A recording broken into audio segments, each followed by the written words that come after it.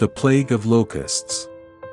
Then the Lord said to Moses, "Go to Pharaoh, for I have hardened his heart and the hearts of his officials so that I may perform these signs of mine among them, that you may tell your children and grandchildren how I dealt harshly with the Egyptians and how I performed my signs among them, and that you may know that I am the Lord." So Moses and Aaron went to Pharaoh and said to him, "This is what the Lord, the God of the Hebrews, says, How long will you refuse to humble yourself before me? Let my people go, so that they may worship me. If you refuse to let them go, I will bring locusts into your country tomorrow. They will cover the face of the ground so that it cannot be seen. They will devour what little you have left after the hail, including every tree that is growing in your fields. They will fill your houses and those of all your officials and all the Egyptians, something neither your parents nor your ancestors have ever seen from the day they settled in this land till now." Then Moses turned and left Pharaoh. Pharaoh's officials said to him, "How long will this man be a snare to us? Let the people go, so that they may worship the Lord their God. Do you not yet realize that Egypt is ruined?" Then Moses and Aaron were brought back to Pharaoh. "Go, worship the Lord your God," he said. "But tell me who will be going." Moses answered, "We will go with our young and our old, with our sons and our daughters, and with our flocks and herds, because we are to celebrate a festival to the Lord."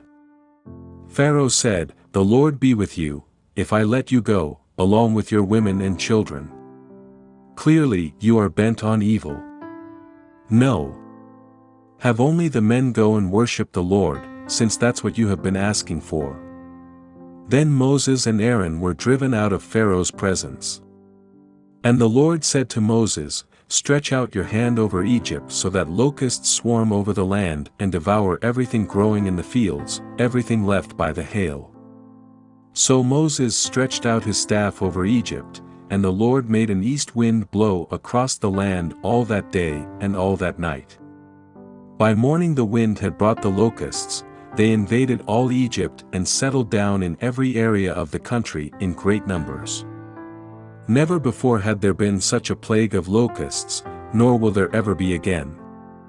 They covered all the ground until it was black. They devoured all that was left after the hail, everything growing in the fields and the fruit on the trees. Nothing green remained on tree or plant in all the land of Egypt.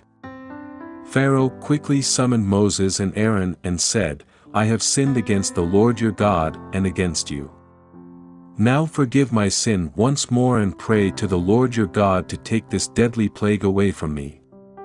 Moses then left Pharaoh and prayed to the Lord.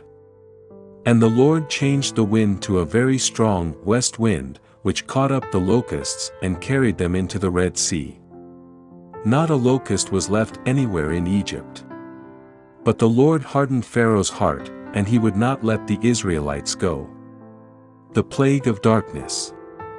Then the Lord said to Moses, "Stretch out your hand toward the sky so that darkness spreads over Egypt, darkness that can be felt." So Moses stretched out his hand toward the sky, and total darkness covered all Egypt for 3 days. No one could see anyone else or move about for 3 days.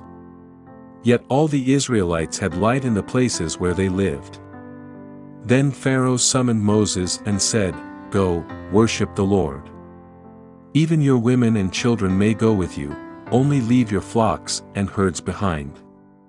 But Moses said, "You must allow us to have sacrifices and burnt offerings to present to the Lord our God. Our livestock too must go with us, not a hoof is to be left behind. We have to use some of them in worshiping the Lord our God, and until we get there we will not know what we are to use to worship the Lord."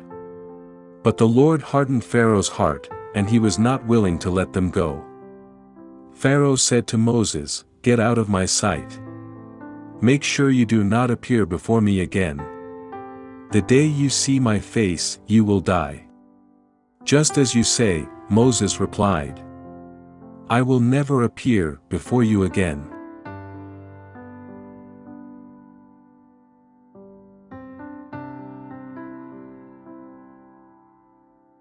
Thank you for listening to the word of the Lord.